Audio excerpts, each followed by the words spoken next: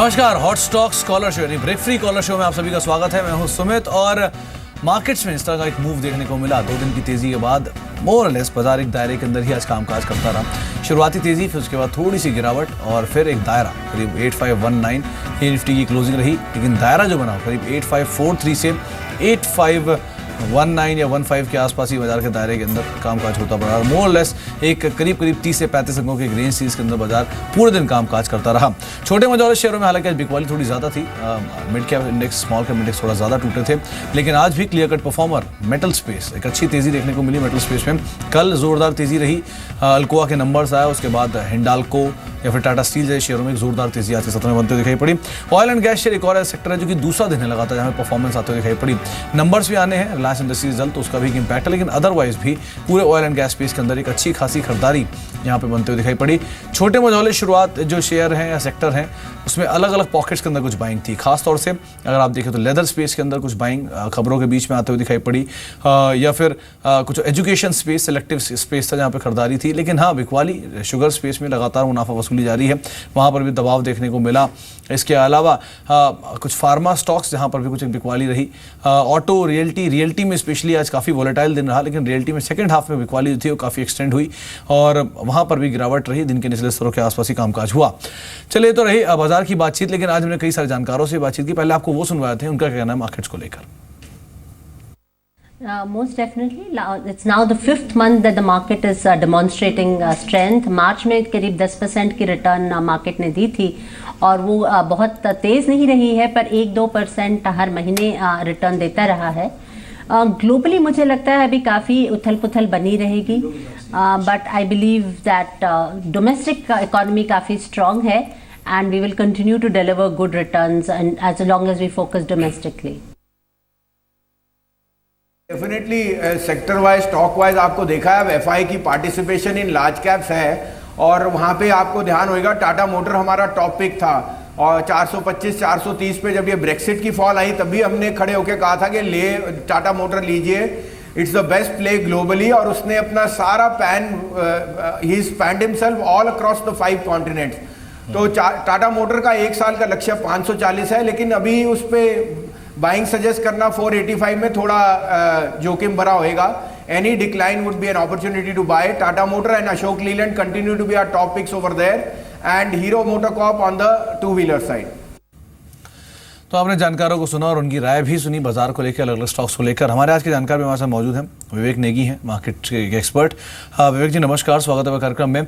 बाजार में आज एक रेंज के अंदर कामकाज था, बड़ी तेजी ऑलरेडी देखी जा चुकी है 2 दिन के अंदर, लेकिन हाँ, स्टॉक स्पेसिफिक काफ़ी न्यूज़ फ्लो था। एनबीसी एग्जांपल के तौर पे खबरें आई विनिवेश को लेकर और उसके बाद बिकवाली शेयर में देखने को मिली। इंडिया बुल्स ग्रुप पूरा, जहाँ पर रेट्स की खबरें आई, शेयर में बिकवाली आते हुए दिखाई पड़ी। इस तरह की खबरें फिर एल&टी इन्फोटेक प्राइमरी मार्केट में, जहाँ पे एक अच्छा IPO फिगर रहा, 11.5 गुना सब्सक्राइब हुआ।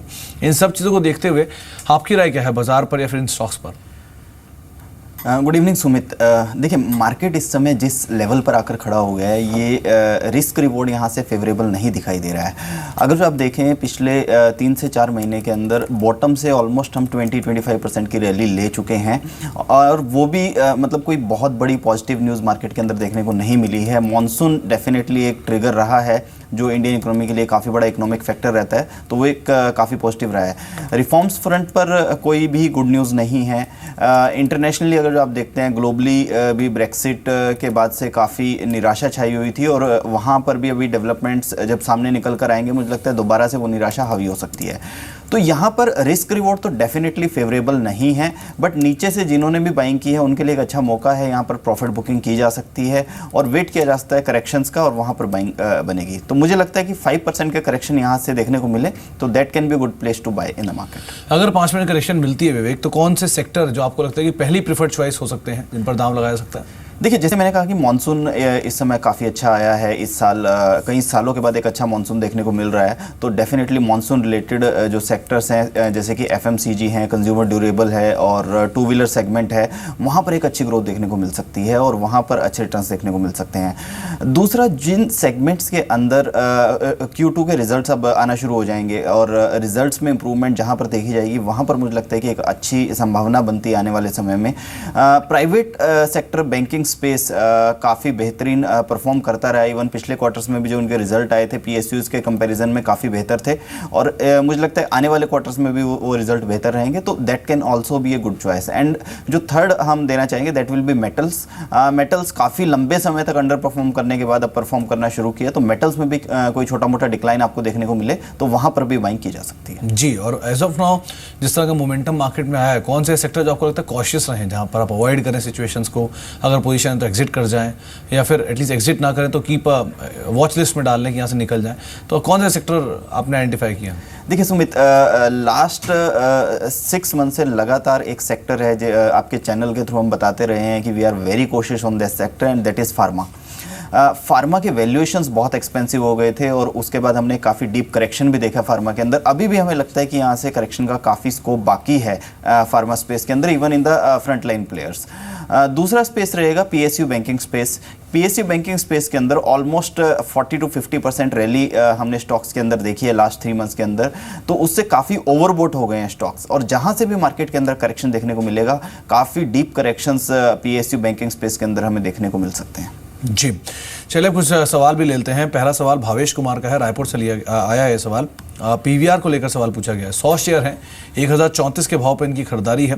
वैसे भी जिस तरह की मूवीज़ की पाइपलाइन देखी है पिछली तिमाही के अंदर, और अभी भी जिस तरह की मूवीज़ की पाइपलाइन है, स्पेशली सुल्तान जैसी मूवीज़ जो हैं, इन सब के बाद आपकी राय कहते हैं PVR पे कैसे नंबर्स की उम्मीद है, और 991 के मौजूदा स्तरों पर अभी क्या करें, जो घाटा हो रहा है 30-35 रुपये का, क्या कर सकते हैं? देखिए, ये जो स्पेस है एंटरटेनमेंट का हमें काफ़ी पसंद है, और इंडिया में जो लाइफस्टाइल स्टॉक्स की स्टोरी चल रही है उनमें से एक स्टोरी ये भी है। हालांकि इनका जो एंट्री लेवल है वो थोड़ा सा एक्सपेंसिव है, थोड़ा लेट इन्होंने बाइंग किया है। वैल्यूएशन वाइज भी देखे तो अराउंड 40 के PE पर कंपनी ट्रेड कर रही है।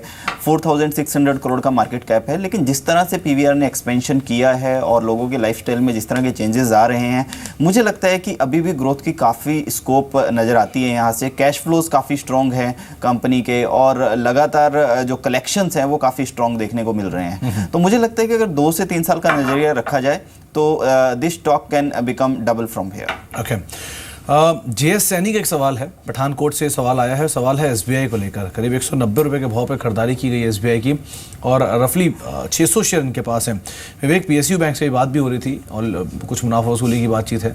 ऑलरेडी मुनाफे में आ चुके हैं, 37-38 रुपये का मुनाफा हो रहा है। 600 शेयर है इनके पास, अच्छी क्वांटिटी मुनाफा है। रादर सैनी साहब शायद मौजूद भी हमारे साथ। सैनी साहब सुन पा रहे हैं? सैनी साहब आवाज़ मिल रही है आपको? चलिए, शायद संपर्क नहीं हो पा रहा, लेकिन SBI क्या राय रखते हैं आप SBI को लेकर? देखिए, SBI में एक लेवल है 230 से 240 का, ये काफ़ी बड़ा सप्लाई जोन है, और यहाँ से स्टॉक में काफ़ी सीवियर सेलिंग प्रेशर देखने को मिल सकता है, और उसी लेवल के आसपास कंटिन्यूसली ट्रेड कर रहा है। नीचे की तरफ अगर सपोर्ट देखते हैं तो 180 के आसपास इसमें एक अच्छी बाइंग देखने को मिलती है। So 175-180 that is the level which we are expecting in the days to come. तो इनको मुझे लगता है कि एक प्रॉफिट बुकिंग कर लेनी चाहिए यहाँ पर, और Q2 के जब रिजल्ट्स आएंगे उसके बाद इन स्टॉक्स के अंदर एक करेक्शन देखने को मिलेगा, तो उस समय डिसीजन लेना चाहिए कि दोबारा इनमें एंट्री की जाए या फिर ना की जाए। 240 का लेवल अगर SBI क्रॉस कर देता है that will be a breakout, so वहाँ पर दोबारा से बाइंग की जा सकती है। टिल देन आप एक बार प्रॉफिट बुकिंग करके करेक्शंस के वेट कर सकते हैं। जी, तो आपको एक लेवल बताया गया है, उसको आप ध्यान में रखें। SBI वैसे भी अच्छी तेज़ी दिखा चुका है, इसलिए सबसे काफ़ी तेज़ी आई है, लेकिन अभी भी हायर लेवल से बहुत ज़्यादा अपने हायर लेवल्स के आसपास नहीं पहुंचा। लेकिन आपके लिए राय है कि आप यहाँ से बिकवाली करें, कोई आपको अच्छा स्तर मिलता है वहाँ से बिकवाली कर सकते हैं, और अकॉर्डिंगली प्राइस के अपनी पोजीशन को देख भी सकते हैं। इसके अलावा एक और SMS देख लेते हैं। एक और दर्शक का सवाल आया है। जो सवाल है वो है कौशल मधुकर का सवाल है। ये सवाल मोकामा से पूछा गया है। करीब ITC के इनके पास 253 रुपये के भाव पे खरीदारी के शेयर हैं, और 1500 शेयर हैं। बड़ी क्वांटिटी में, हेफ्टी क्वांटिटी में शेयर हैं इनके पास 247 पर। एक अच्छी चीज़ ये ITC के साथ इनको डिविडेंड बहुत स्ट्रॉन्ग मिल जाएगा अगर ये over period of time hold करेंगे। आप क्या राय रखते हैं ITC को लेकर? देखिए, ITC एक ऐसी कंपनी है जिसने इन्वेस्टर्स को बहुत अच्छे रिटर्न दिए हैं और काफ़ी लंबे समय तक दिए हैं, बट हमें लगता है कि अभी ये एक मैच्योरिटी की स्टेज में आ गई है, और यहाँ से जैसे रिलायंस ने नेगेटिव रिटर्न्स तो नहीं दिए हैं कई सालों से अपने इन्वेस्टर्स को, लेकिन कंसोलिडेशन काफ़ी लंबा चल रहा है, पिछले 3-4 साल से कंसोलिडेशन के फेज़ में चल रहा है। सेम स्टोरी ITC के साथ भी हो सकती है। हमें नहीं लगता कि यहाँ से कोई बहुत ज़्यादा करेक्शंस देखने को मिलेंगे, बट ग्रोथ की संभावना भी काफ़ी लिमिटेड हो जाती है। इसको छोड़कर आप कंज्यूमर ड्यूरेबल स्पेस के अंदर बजाज कॉर्प या फिर डाबर जैसी कंपनीज में निवेश करेंगे तो वहाँ ज़्यादा बेहतर रिटर्न्स देखने को मिल सकते हैं। ITC for the timing avoid किया जाना चाहिए। जी, हमारे साथ अब सौरभ खत्री मौजूद है बातचीत करने के लिए जयपुर से। खत्री साहब सुन पा रहे हैं आप? जी नमस्कार खत्री साहब, क्या सवाल आपका, पूछिए। सर मेरे पास अदानी ट्रांसमिशन के 1000 शेयर्स थे at the rate of 9 rupees. तो मुझे अब क्या करना चाहिए? 39 रुपीज। चलिए, इनका सवाल विवेक उसका है, अदानी ट्रांसमिशन को लेकर है। करीब 39-35 या 39 रुपए के भाव पे नहीं खरीदारी, 1000 शेयर हैं, खरीदारी से 2 रुपए के आसपास की गिरावट देखने को मिल रही है। आप क्या राय रखते हैं अदानी को लेकर? किस तरह का एक मूव? बहुत ज़्यादा न्यूज़ फ्लो नहीं है, बहुत ज़्यादा अच्छे नंबर्स की भी उम्मीद नहीं है, किस तरह के आंकड़ों की उम्मीद है आपकी और क्या कर सकते हैं इसमें? देखिए, ये जो स्पेस है हमने तो इसको टोटली एक अवॉइड कैटेगरी में रखा हुआ है। पावर या पावर क्षेत्र से जुड़ी जितनी भी कंपनीज हैं लगातार आप देखिए तो काफ़ी सालों से मार्केट को अंडर परफॉर्म करते रहे हैं। हालांकि गवर्नमेंट ने एफर्ट्स लिए हैं पावर सेक्टर को इम्प्रोवाइज करने के लिए, लेकिन कोई भी इम्प्रूवमेंट देखने को नहीं मिली है। इवन जो लीडिंग कंपनीज हैं इस सेगमेंट के अंदर लाइक एनटीपीसी, पावर ग्रिड, वो भी इन्वेस्टर्स को रिटर्न नहीं दे पा रही हैं। तो हमें लगता है कि किसी भी उछाल में इसमें से निकलने की कोशिश कीजिए, शायद एक गलत स्टॉक रहेगा इन्वेस्टमेंट कैटेगरी के लिहाज से। जी, तो आपको कोई भी तेज़ी मिलती है आप यहाँ से निकल जाएं, किसी और शेयर में निवेश करें। बहुत सारे शेयर, बहुत सारे विकल्प आपको बताए जाते हैं जिसमें आप निवेश कर सकते हैं, लेकिन इससे आप निकल जाएं वो आपके लिए ज़्यादा बेहतर रहेगा। एक और सवाल लेते हैं, सवाल है आलोक कुमार का। यह आगरा सवाल पूछा गया है एचडीएफसी बैंक को लेकर। करीब 50 शेयर हैं, 720 रुपये के भाव पर खरीदारी है। विवेक, आप क्या राय रखते हैं? एचडीएफसी बैंक एक अच्छी तेज़ी में है, बहुत अच्छे भाव पर इनकी खरीदारी है, 720 रुपये पर खरीदारी है और करीब 400 से 500 रुपये पर शेयर का इन्हें मुनाफा भी हो रहा है। अब क्या करें, क्योंकि लगातार नया हाई बना रहा है शेयर अभी भी। इनफैक्ट जो इन्वेस्टर फ्रेंडली स्टॉक्स हैं उनमें सबसे पहला नाम इसी का ही आता है। क्या कर सकते हैं इसमें? देखिए, वैल्यूएशन वाइज देखते हैं तो प्राइवेट सेक्टर के जो बैंक्स हैं उनके कंपैरिजन में थोड़ा एक्सपेंसिव जरूर हो गया है, लेकिन ये वैल्यूएशन जो मिले हैं इस बैंक को, इसका रीज़न है कि इनका परफॉर्मेंस काफ़ी कंसिस्टेंट रहा है, एनपीएस अंडर कंट्रोल रहे हैं और बैंक के जो ऑपरेशंस हैं वो काफ़ी स्ट्रॉन्ग रहे हैं। तो उसके चलते वैल्यूएशंस काफ़ी अच्छे मिले हैं और मुझे लगता है कि ये ग्रोथ आने वाले समय में भी कंटिन्यू रह सकता है। अगर जो एक लॉन्ग टर्म इन्वेस्टर हैं डेफिनेटली इनको रुकना चाहिए। मुझे ये लगता है कि शॉर्ट टर्म में करेक्शंस हो सकते हैं बट वो काफ़ी डीप नहीं होंगे, वो छोटे करेक्शंस होंगे। लॉन्ग टर्म के लिहाज से अभी भी काफ़ी बेहतरीन कंपनी है, वैल्यूएशंस थोड़े एक्सपेंसिव जरूर है। जी, चलिए अब काकीनाडा चलते हैं, हमारे साथ अविनाश कुमार मौजूद है वहाँ से बातचीत करने के लिए। अविनाश जी नमस्कार। नमस्कार। नमस्कार अविनाश जी। मेरे पास वोल्टास के 1000 शेयर्स हैं। ओके। 325.30 के एवरेज रेट पे। ओके। तो शॉर्ट टर्म में क्या करूं मैं? बेच के निकल जाऊं या होल्ड करूं? इस पर राय लेनी थी। चलिए, विवेक सवाल है इनका वोल्टास पर। इन्होंने 325-30 के स्तरों पर खरीदारी कर रखी है, 324 का मौजूदा स्तर है, 1000 शेयर हैं। वैसे इस तिमाही के नंबर्स थोड़े अच्छे आ सकते हैं कंपनी की। तिमाही आमतौर पर सीजनल है इनका कारोबार और ये सीजन का इनका बिजनेस है। आप क्या रखते हैं, क्या इस तिमाही के नतीजों तक वेट करें या अभी निकल जाए? देखिए, इन्होंने जो बाइंग की है वो थोड़ा सा लेट एंट्री की है। अगर जो आप इस स्टॉक को देखें तो ये 180 से चलना शुरू हुआ था और काफ़ी बड़ी रैली स्टॉक ने वहाँ से ली है। ऑल्दो हमें लगता है कि स्पेस जो है अच्छा स्पेस है काफ़ी और कंज्यूमर से डायरेक्टली रिलेटेड है, कैश फ्लोज काफ़ी अच्छे रहते हैं और अगेन लाइफस्टाइल में जिस तरह के चेंजेस हो रहे हैं उससे रिलेटेड प्रोडक्ट्स इनके देखने को मिलते हैं। तो कंपनी अच्छी है, फंडामेंटल्स अच्छे हैं, बिजनेस मॉडल अच्छा है, तो उस लिहाज से इनको फॉर लॉन्ग टर्म होल्ड करना चाहिए। बने रहें, आपको ये राय दी गई है लंबी अवधि के लिए, लेकिन आप थोड़ा वेट कर लें और अगर नतीजों तक इंतजार कर सकते हैं या जिस तरह के डेवलपमेंट कंपनी में होते हैं उसके आधार पर अपना निवेश का फैसला लें। गौरव से बातचीत कर लेते हैं, दिल्ली से मौजूद है। गौरव जी नमस्कार। नमस्कार सर। नमस्कार गौरव जी, क्या सवाल है, पूछिए आपका। सर मैंने लास्ट मंथ आइडिया के बाई किए थे 1000 शेयर। किस भाव पे? 108.8 पे। ओके। तो अभी मैं जानना चाहता हूँ इसको मैं होल्ड करूँ या सेल करूँ? जी, विवेक पिछले महीने उन्होंने आइडिया के शेयर खरीदे थे, पूरा एक महीना वेट किया और अब दोबारा जिस तरह की तेज़ी आज आइडिया में आई है अब इनके भाव के आसपास ही पहुंचा है। क्या कर सकते हैं, निकल जाए इस भाव को देखकर या फिर अभी आपको लगता है इस बार की तेज़ी से आगे तक लीड कर जाएगी? देखिए, टेलीकॉम स्पेस जो है काफ़ी लंबे समय से आई थिंक स्पेक्ट्रम को लेकर जो न्यूज़ फ्लो चल रहा है उसके चलते काफ़ी दबाव में देखने को मिल रहा है। और जिस तरह का इनका ऑपरेशंस हैं, मुझे लगता है कि ट्राई को काफ़ी एफर्ट्स करने पड़ेंगे उसको स्ट्रीमलाइन करने के लिए। हालांकि वैल्यूएशन वाइज अगर जो देखें तो आइडिया बहुत अच्छे वैल्यूएशंस पर इस समय मिल रहा है और डाउन साइड का स्कोप काफ़ी लिमिटेड हो जाता है यहाँ से। अगर अपसाइड बनती है तो this stock might touch 180 in next 1 year. तो मुझे लगता है कि रिस्क रिवॉर्ड को देखते हुए इनको रुकना चाहिए और किसी भी तरह का अगर पॉजिटिव डेवलपमेंट टेलीकॉम सेक्टर के अंदर आता है तो 180 का टारगेट रख के आप इसमें बने रहिए।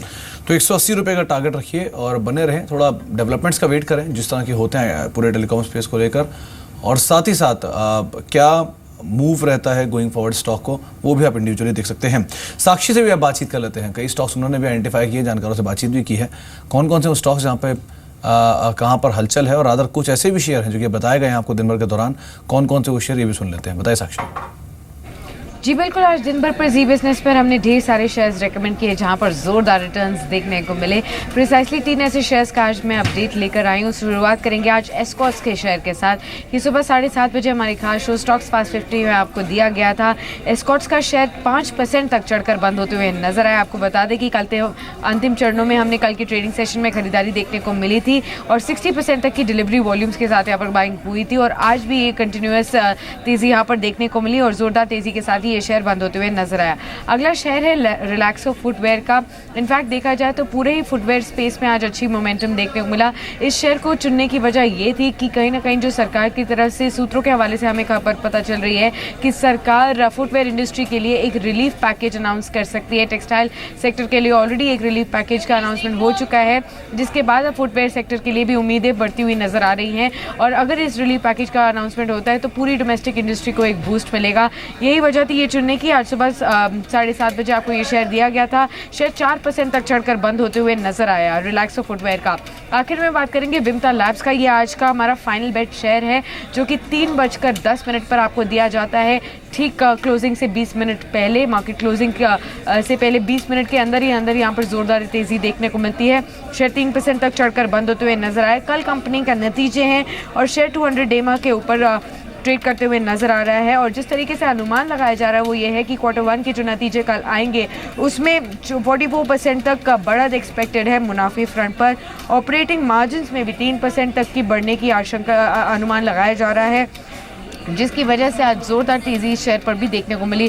तीनों ही शेयर्स में आज अच्छा मोमेंटम देखने को मिला, बावजूद इसके कि मार्केट में फ्लैटिश या रेंज बाउंड ट्रेड देखने को मिला। तो चलिए, आपको साक्षी ने कई सारे शेयर बताए हैं, इसमें विमता लैब है, एस्कॉर्ट्स है या फिर रिलैक्सो है, जहाँ पे बताए भी गए थे आपको रिकमेंडेशन के लिए, एक अच्छी तेजी उन्हें देखने को मिली है। लौटते हैं, कुछ दर्शकों से बातचीत कर लेते हैं हमारे साथ। इनफैक्ट एक SMS सुनील देव का आया है, वडोदरा सवाल है। एक्सिस बैंक को लेकर सवाल पूछा गया है।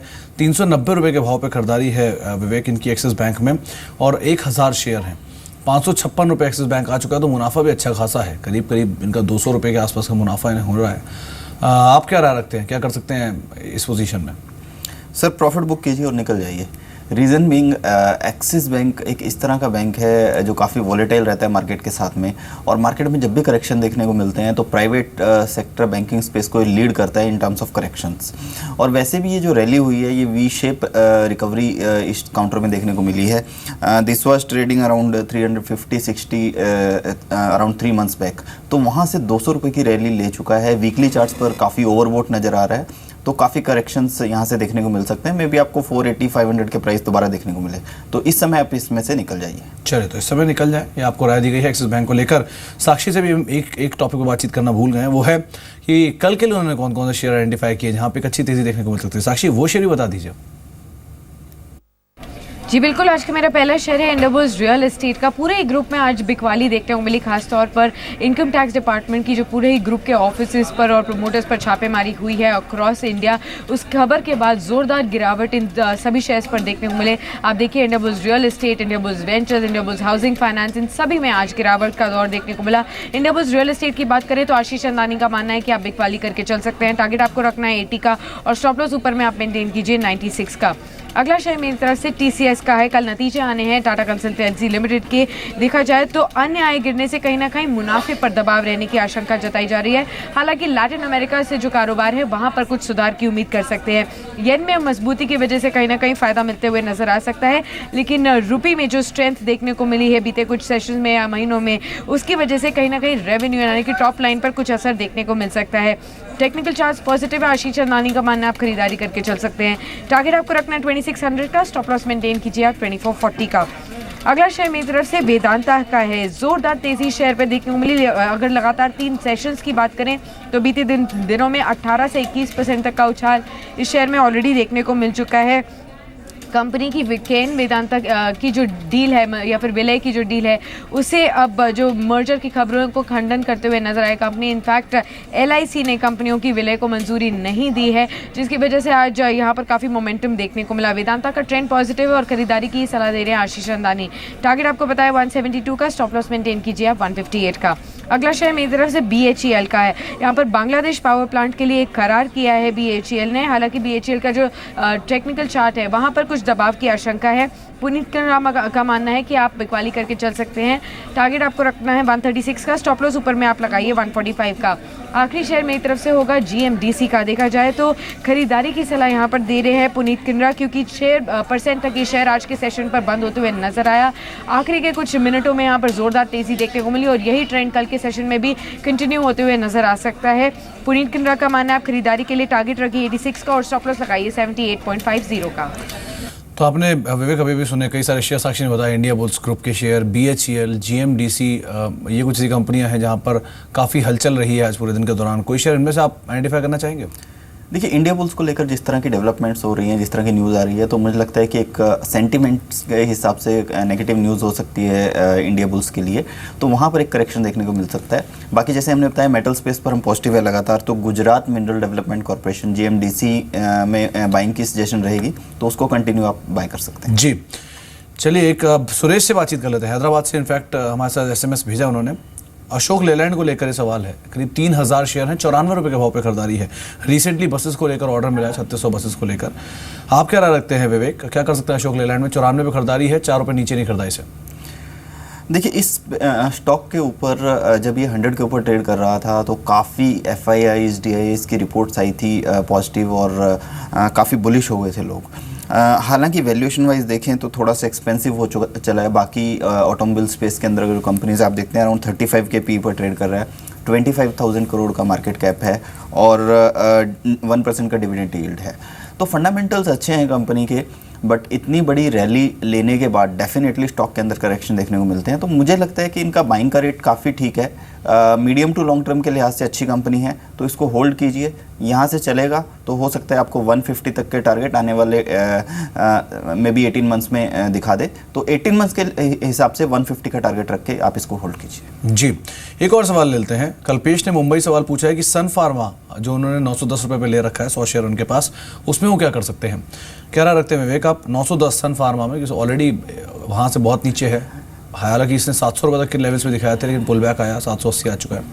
आपकी राय क्या कहती है सन फार्मा पे? सुमित, आज से अप्रॉक्सीमेटली 6 महीने पहले हम लोगों ने एक सलाह दी थी और उस सलाह को काफ़ी बार रिपीट किया है मैंने आपके चैनल के थ्रू कि सन फार्मा का 700 to 900 का रेंज एक लंबे समय के लिए रह सकता है। तो 700 के आसपास इसमें अच्छी बाइंग अपॉर्चुनिटीज़ आपको देखने को मिलेंगी और 900 के आसपास काफ़ी स्ट्रॉन्ग सेलिंग आपको देखने को मिलेगी। तो 900 का जो प्राइस है that is a sale price, unless जब तक इसमें कोई रीडेवलपमेंट नहीं हो जाते और स्टॉक की री रेटिंग और बिजनेस मॉडल को लेकर कुछ नए प्लान्स निकल कर नहीं आते, तब तक मुझे लगता है कि ये 700 से 900 की रेंज के बीच में ट्रेड करेगा। 700 के आसपास बाय कीजिए, 900 के आसपास आप इसमें एग्जिट कीजिए। चलिए, 900 रुपये की रेंज में आप निकल सकते हैं, 700 रुपये के आसपास आप इसमें निवेश कर सकते हैं। आपको राय दी गई सन फार्मा के संदर्भ में। विवेक आप कार्यक्रम में शामिल हुए, आपका बहुत बहुत शुक्रिया दर्शकों सभी सवालों के जवाब देने के लिए और अपना समय हमें देने के लिए। तो फिलहाल अब हॉट स्टॉक्स को यहीं समेटते हैं।